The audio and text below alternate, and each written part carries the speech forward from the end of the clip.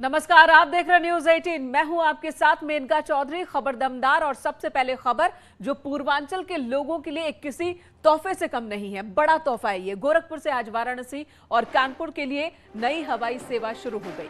CM योगी और केंद्रीय नागरिक उड्डयन मंत्री ज्योतिरादित्य सिंधिया ने वर्चुअल रूप से उद्घाटन किया। इस मौके पर सीएम योगी ने कहा कि आज के वक्त में बेहतरीन कनेक्टिविटी न केवल समय की बचत करती है बल्कि ढेर सारी जन समस्याओं संभावनाओं को बल देती है जो हमें रोजगार के साथ जोड़ती है।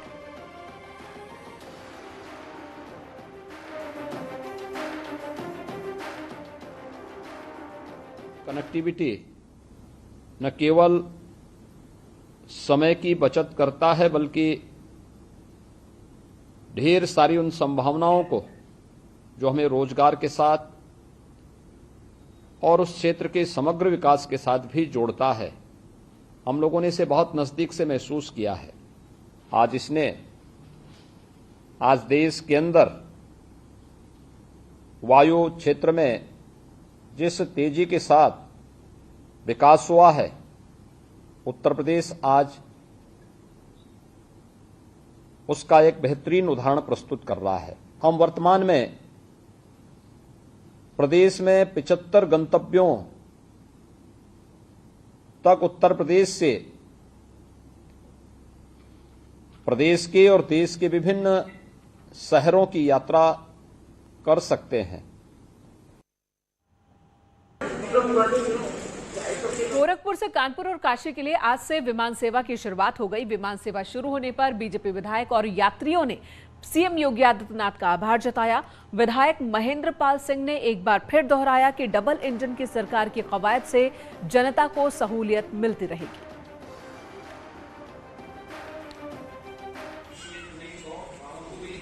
गोरखपुर वासियों के लिए बहुत अच्छी सुविधा है। योगी जी के वजह से जो है ये सुविधा मिला हुआ है और इससे वाराणसी और कानपुर के यात्रियों के लिए बहुत ही बढ़िया अवसर हो गया है। 1 घंटे में आदमी पहुंच जाएगा। इसे ट्रेन से 6 घंटे लगते हैं और ये सेवा बहुत सुंदर कार्य हुआ है।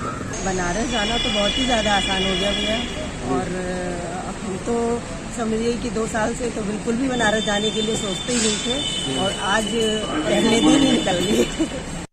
आज गोरखपुर से बनारस यानी बाबा गोरखनाथ की धरती से बाबा विश्वनाथ की धरती का आज जो एयर कनेक्टिविटी के माध्यम से जो एक सफल आज जो संचालन शुरू हुआ है, इसके लिए माननीय मुख्यमंत्री जी का और अपने नागरिक विमानन मंत्री अपने जो ज्योतिरादित्य सिंधिया जी का और स्पाइस जेट परिवार का मैं धन्यवाद देना चाहता हूँ। चलिए बात कर लेते हैं। उत्तर प्रदेश में विभागों के बंटवारे को लेकर अभी तक कोई फैसला नहीं हुआ है। यूपी में मंत्रियों के विभागों में अभी कोई बंटवारा नहीं हो पाया।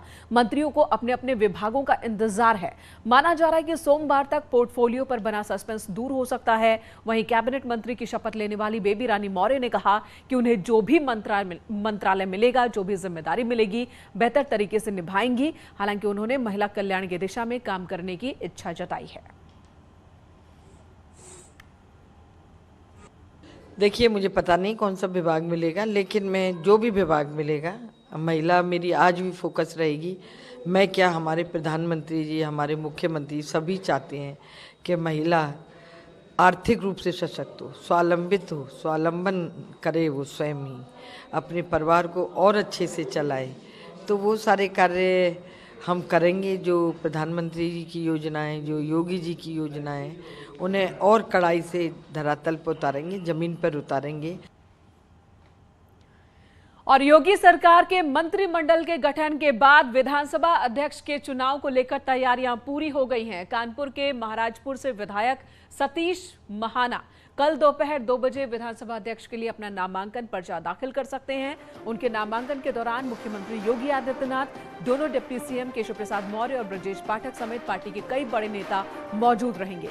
नामांकन के साथ ही सतीश महाना का विधानसभा अध्यक्ष बनना तय हो जाएगा। आपको बता दें, सतीश महाना 8वीं बार विधायक चुनकर आए हैं। 5 बार कानपुर कैंट से विधायक रहे तो नए परिसीमन के बाद से वो कानपुर की महाराजपुर सीट से 3 बार विधायक चुने गए।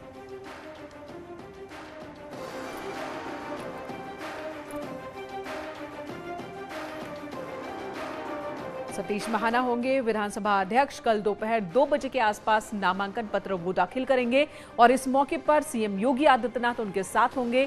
दोनों उप मुख्यमंत्री केशव प्रसाद मौर्य और ब्रजेश पाठक भी उनके साथ होंगे। 8वीं बार सतीश महाना विधानसभा में चुनकर आए हैं, सीनियर लीडर है बीजेपी के और कल विधानसभा के अध्यक्ष पद के लिए जैसे ही वो नॉमिनेशन फाइल करते हैं, नामांकन पर्चा दाखिल करते हैं, उनका विधानसभा अध्यक्ष बनना तय है। जाहिर सी बात है अब वो विधानसभा अध्यक्ष की भूमिका में नजर आएंगे। नए स्पीकर का निर्वाचन होना है, कल दोपहर 2 बजे नामांकन होना है। और इसी बीच बड़ी खबर आ रही है। बड़ी खबर यह है कि बीएसपी की समीक्षा बैठक खत्म हो गई है। समीक्षा बैठक के बाद मायावती का बयान आया है कि इतने खराब नतीजे आएंगे, उम्मीद नहीं थी, आकलन नहीं था कि नतीजे इतने खराब होंगे। मायावती मुस्लिम वोट सपा की ओर चला गया, यह कहना है मायावती का।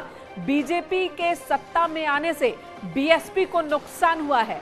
बीजेपी की जीत के लिए सपा कसूरवार है और मुस्लिम कसूरवार है। तो मायावती ने, बीएसपी अध्यक्ष मायावती ने मंथन के बाद जो बातें कही हैं, मीटिंग के बाद जो बातें कही हैं और मीटिंग के दौरान जो बात रखी गई है, वो इस वक्त न्यूज़ 18 आपको बता रहा है। बीजेपी ने आरएसएस के जरिए हमारे खिलाफ गलत प्रचार किया, तो बीजेपी को भी कसूरवार ठहरा रही हैं, समाजवादी पार्टी को कसूरवार ठहरा रही हैं, साथ ही वो मुस्लिम वोटर्स को भी कह रही हैं कि वो गए समाजवादी पार्टी के साथ और इसी वजह से बीजेपी एक बार फिर सत्ता में है और बीएसपी की इतनी बुरी हालत हुई है। हमारे लोगों को कहा गया कि बहन जी को राष्ट्रपति बनवा देंगे, तो बरगलाया गया है बीएसपी के वोटर्स को। मंथन के दौरान ये बातें सामने आई, तो बीएसपी ने जो मंथन किया है उसमें खुद पर जिम्मेदारी कम ओढ़ते हुए और दूसरी पार्टियों को ज्यादा जिम्मेदार ठहराते हुए बीएसपी इस वक्त नजर आ रही है।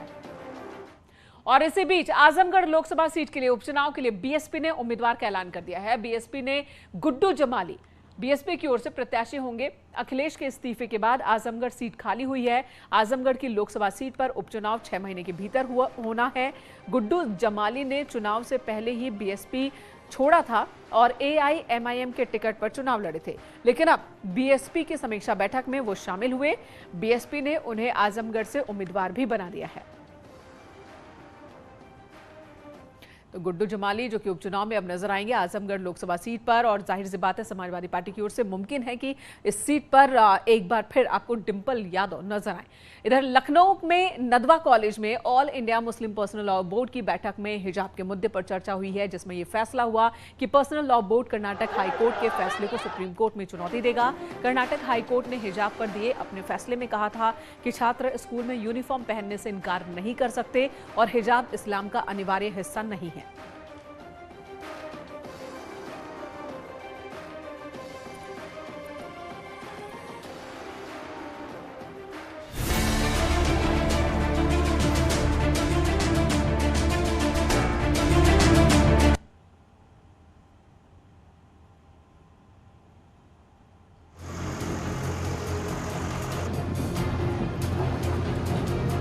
मुजफ्फरनगर में जिला प्रशासन, जी हां, तो बुलडोजर रुकेगा नहीं। बुलडोजर लगातार चल रहा है। योगी आदित्यनाथ की सरकार में वापसी के बाद एक बार फिर से पूरे प्रदेश में अलग अलग जिलों में बुलडोजर गरजने लगा है। जगह जगह माफियाओं और अपराधियों की संपत्ति पर बुलडोजर चल रहे हैं, अवैध अतिक्रमण हटाए जा रहे हैं। देखिए ये रिपोर्ट।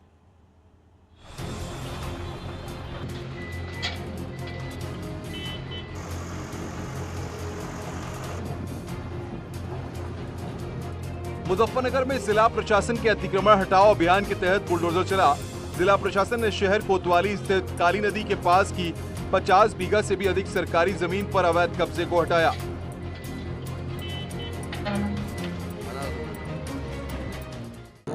सभी के सहयोग से ही, जनता के सहयोग से ये अतिक्रमण हटाओ अभियान चल रहा है। शहर के साथ साथ ग्रामीण क्षेत्रों में भी चल रहा है। आज भी 3 गांव में हम लोगों ने इसको ये मूर्त रूप डाला है और हमें विश्वास है कि आप लोगों की सहायता से, आप लोगों के सहयोग से ये अतिक्रमण मुक्त कराने में हम सफल होंगे। शहरी क्षेत्रों में विशेषकर नगर मजिस्ट्रेट महोदय के निर्देशन में ये कार्य संपादित हो रहा है और ग्रामीण क्षेत्रों में मेरे द्वारा किया जा रहा है। ये यातायात व्यवस्था को सुचारू बनाए रखने के लिए ये कार्रवाई स्टार्ट की गई है। एक मुहिम तरीके का है। कल भी हम लोगों ने कार्रवाई किया था, यहाँ पूरा साफ करवाया था झांसी की रानी पे। आज प्रकाश चौक से होते हुए मीनाक्षी चौक, फिर उधर से शिव चौक होते हुए हम लोग आए हैं। उद्देश्य ये है कि जो अवैध रूप से सड़कों पे लोगों ने अपने दुकान बढ़ा के रख रखे हैं या ठेले खुमचे लगा रखे हैं, उनको हटवा देना, जिससे कि ट्रैफिक व्यवस्था सुचारू रूप से संचालित हो सके। सर, ये अतिक्रमण कितने दिन चलेगा? ये रोज चलेगा। उधर सीतापुर में भी बुलडोजर ने कहर बरपाया। यहाँ प्रशासन ने अवैध रूप से चल रहे ईंट भट्टे पर बुलडोजर चलाया। भट्टे पर बन रही ईंटों को बुलडोजर से तहस नहस कर दिया। आरोप के मुताबिक ये भट्टा प्रदूषण एनओसी के बिना चल रहा था।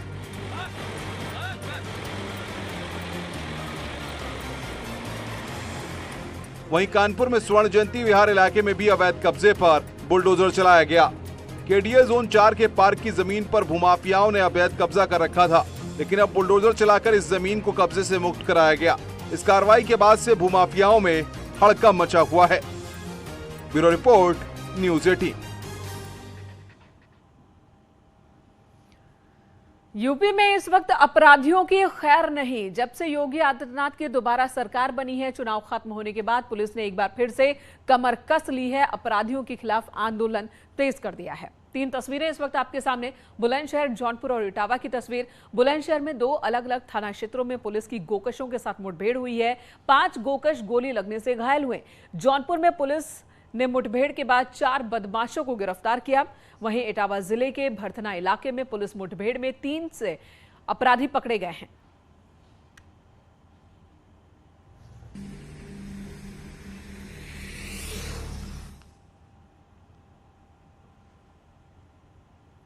और अगली खबर कुशीनगर से, जहां पर एक अल्पसंख्यक समाज के युवक की हत्या हो गई और कहा जा रहा है कि युवक ने चुनाव के दौरान बीजेपी के लिए प्रचार किया था। इससे उसी के समाज के लोग नाराज थे, गुस्से में थे। मौका पाकर युवक की हत्या कर दी गई। मृतक का शव आज गांव में पहुंचा तो गांव वाले आक्रोशित हो गए। लोगों ने शव का अंतिम संस्कार करने से मना कर दिया। मामला पुलिस प्रशासन तक पहुंचा, जिसके बाद क्षेत्रीय विधायक भी मौके पर पहुंचे। विधायक पीएन पाठक और प्रशासनिक अधिकारियों के आश्वासन के बाद परिजनों ने अंतिम संस्कार किया। विधायक ने मृतक के जनाजे को कंधा भी दिया और कड़ी कार्रवाई की बात कही। संलिप्त तो कोई बख्शा नहीं जाएगा। यहाँ सारे अधिकारी हैं, एसडीएम साहब हैं, सीओ साहब हैं, एसएचओ हैं, जो भी इसमें बख्शा नहीं जाएगा। ढूंढवा के पकड़वाएंगे इन लोगों को। इन लोगों को समझ में आएगा कि इस तरह से कृत्य किए हैं, इनका नस्ल दोबारा कर। अभी प्रथम दृष्टया डेड बॉडी उठाने को लेकर विवाद था, जिस विवाद का निस्तारण किया गया है। परिजनों द्वारा एफआईआर लिखा दिया गया है। सुसंगत धाराओं में एफआईआर दर्ज हो गया है। अब इन लोगों द्वारा बताया गया कुछ और लोगों का नाम ये लोग देना चाहते हैं। विवेचना में वो नाम टेकअप किया जाएगा। और अगली खबर आगरा से, जहां पर एक सिपाही की दर्दनाक तरीके से मौत हो गई है। लाइव वीडियो सामने आया है। वीडियो में आपको दिखाएंगे कैसे स्टेशन पर जीआरपी का सिपाही खड़ा है। बगल से माल गाड़ी गुजरी और सिपाही को अचानक चक्कर आने लगा। घूमते हुए मालगाड़ी की चपेट में वो आ गया, फंस गया, जिसके बाद सिपाही की मौके पर ही मौत हो गई। आगरा के राजा मंडी स्टेशन का ये पूरा वाकया है, जो सीसीटीवी कैमरे की ये फुटेज आप देख रहे हैं। हादसे की तस्वीरें बेहद दर्दनाक है।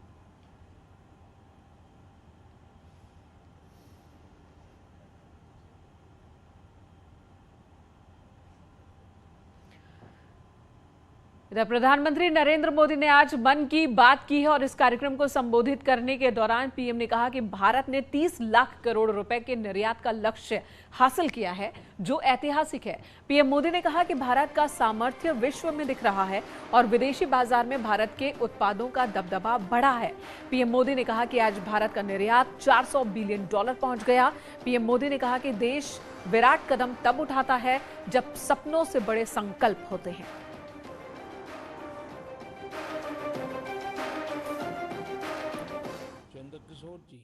मेक इन इंडिया की ताकत है, उतना ही विराट भारत का सामर्थ्य है।